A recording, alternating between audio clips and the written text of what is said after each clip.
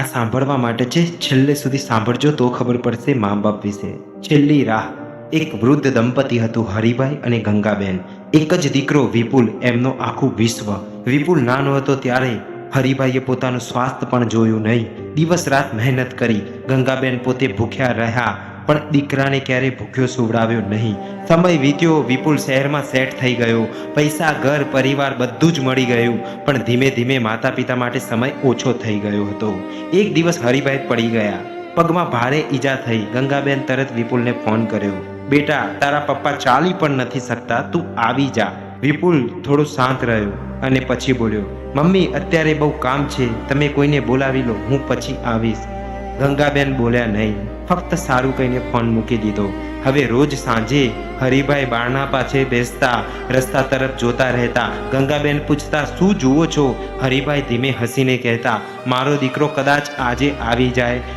પણ દિવસો પસાર થઈ ગયા હતા, વિપુલ આવ્યો નહીં. એક રાતે હરિભાઈની હાલત વધારે ખરાબ થઈ ગઈ હતી. એને ગંગાબેનનો હાથ પકડીને કહ્યું, એકવાર વિપુલને જોઈ લઉં તો સારું. ગંગાબેને ફરી ફોન કર્યો પણ આ વખતે ફોન વાગતો જ રહ્યો અને હરિભાઈની આંખો એ રસ્તા તરફ જ જોતા જોતા બંધ થઈ ગઈ. થોડી કલાકો પછી વિપુલ આવ્યો પણ હવે બધું સમાપ્ત થઈ ગયું હતું. એ પપ્પાના પગ પકડીને રડવા લાગ્યો. પપ્પા, હું આવી ગયો, એકવાર આંખ ખોલો. પણ હવે કોઈ જવાબ ન હતો.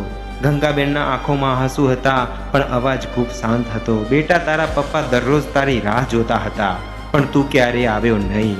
વિપુલ પાસે હવે બધું હતું પણ જે સૌથી કિંમતી હતું એ હંમેશા માટે ખોવાઈ ગયું હતું.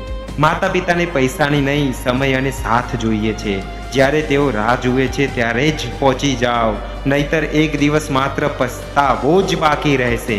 આ સારું લાગ્યું હોય તો આગળ શેર કરજો અને લાઈક કરજો.